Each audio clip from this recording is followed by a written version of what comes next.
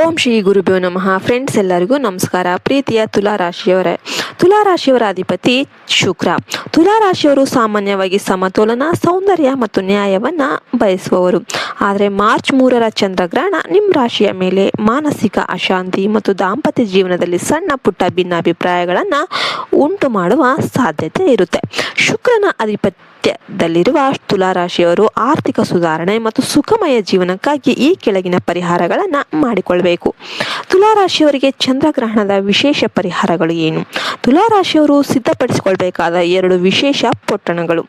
ಒಂದನೇದಾಗಿ ಲಕ್ಷ್ಮೀ ಕೃಪೆ ಮತ್ತು ಐಷಾರಾಮಿ ಜೀವನಕ್ಕಾಗಿ ಶುಕ್ರನ ಕೃಪೆಗಾಗಿ ತುಲಾರಾಶಿಯವರಿಗೆ ಬಿಳಿ ಮತ್ತು ಕ್ರೀಮ್ ಬಣ್ಣಗಳು ಅತ್ಯಂತ ಅದೃಷ್ಟದಾಯಕವಾಗಿರುತ್ತೆ. ವಸ್ತುಗಳು ಏನೇನು? ಒಂದು ಬಿಳಿ ರೇಷ್ಮೆ ಬಟ್ಟೆ, ಒಂದು ಸಣ್ಣ ಸ್ಫಟಿಕದ ಕಲ್ಲು ಕ್ರಿಸ್ಟಲ್ ಅಥವಾ ಬೆಳ್ಳಿಯ ತುಣುಕು ಮತ್ತು ಸ್ವಲ್ಪ ಸಕ್ಕರೆ ಮಿಠಾಯಿ, ಕಲ್ಲು ಸಕ್ಕರೆ. ಹೇಗೆ ತಯಾರು ಮಾಡೋದು? ಬಿಳಿ ಬಟ್ಟೆಯಲ್ಲಿ ಸ್ಫಟಿಕ ಅಥವಾ ಬೆಳ್ಳಿ ಮತ್ತು ಕಲ್ಲು ಸಕ್ಕರೆಯನ್ನು ಇಟ್ಟು ಬಿಳಿ ದಾರದಿಂದ ಮೂಟೆಯನ್ನು ಕಟ್ಟ್ರಿ. ಪ್ರಯೋಜನ ಏನು? ಶುಕ್ರನು ಸಂಪತ್ತು ಮತ್ತು ಸುಖದ ಅಧಿಪತಿ. ಈ ಪೊಟ್ಟಣ ನಿಮ್ಮ ಜೇಬಲ್ಲಿ ಇದ್ದಂದ್ರೆ ನಿಮ್ಮ ಆಕರ್ಷಣಾ ಶಕ್ತಿ ಹೆಚ್ಚುತ್ತೆ ಮತ್ತು ಹಣಕಾಸಿನ ಮುಗ್ಗಟ್ಟು ದೂರವಾಗುತ್ತೆ. ಎರಡನೇದಾಗಿ ಮಾನಸಿಕ ಸಮತೋಲನ ಮತ್ತು ಅಡೆತಡೆಗಳ ನಿವಾರಣೆಗಾಗಿ ಈ ಪರಿಹಾರಗಳನ್ನು ನೀವು ಮಾಡಬೇಕಾಗುತ್ತೆ. ಗ್ರಹಣ ಕಾಲದ ನಕಾರಾತ್ಮಕ ಕಿರಣಗಳಿಂದ ನಿಮ್ಮನ್ನು ರಕ್ಷಿಸಿಕೊಳ್ಳಲು ಈ ಪರಿಹಾರ ಅಗತ್ಯವಾಗಿರುತ್ತೆ. ವಸ್ತುಗಳು ಇಂತಿವೆ. ಒಂದು ಬಿಳಿ ಕಾಗದದ ಮೇಲೆ ನೀಲಿ ಪೆನ್ನಿನಿಂದ ಓಂ ಶುಂ ಶುಕ್ರಾಯ ನಮಃ ಅಂತ ಬರೀರಿ. ಅದರೊಳಗೆ ಒಂದು ಹೂ ಅಥವಾ ಏಲಕ್ಕಿಯನ್ನು ಇಟ್ಟು ಮಡಚ್ರಿ. ಇದರಿಂದ ನಿಮ್ಗೇನು ಪ್ರಯೋಜನ? ನೀಲಿ ಬಣ್ಣ ಶನಿಗೆ ಸಂಬಂಧಿಸಿದ್ದು. ತುಲಾರಾಶಿಗೆ ಶನಿ ಮಿತ್ರಗ್ರಹ. ಇದು ಗ್ರಹಣ ಕಾಲದಲ್ಲಿ ನಿಮ್ಮ ನಿರ್ಧಾರಗಳು ತಪ್ಪಾಗದಂತೆ ರಕ್ಷಿಸುತ್ತೆ.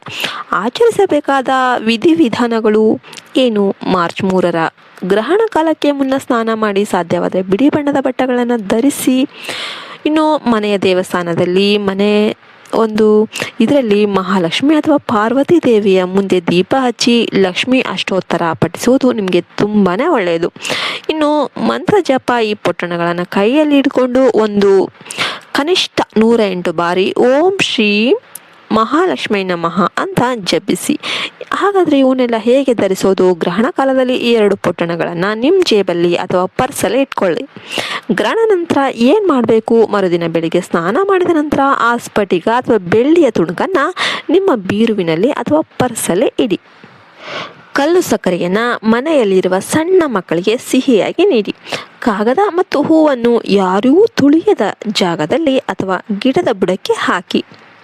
ಇನ್ನು ವಿಶೇಷ ಸೂಚನೆ: ತುಲಾರಾಶಿಯವರು ಗ್ರಹಣದ ನಂತರ ಬಿಳಿ ಬಣ್ಣದ ಸಿಹಿ ತಿಂಡಿ ಅಥವಾ ಹಾಲನ್ನು ದಾನ ಮಾಡೋದ್ರಿಂದ ಶುಕ್ರ ದೆಸೆ ಆರಂಭವಾಗಿ ಜೀವನದಲ್ಲಿ ನೆಮ್ಮದಿ ಅನ್ನೋದು ಸಿಗುತ್ತೆ.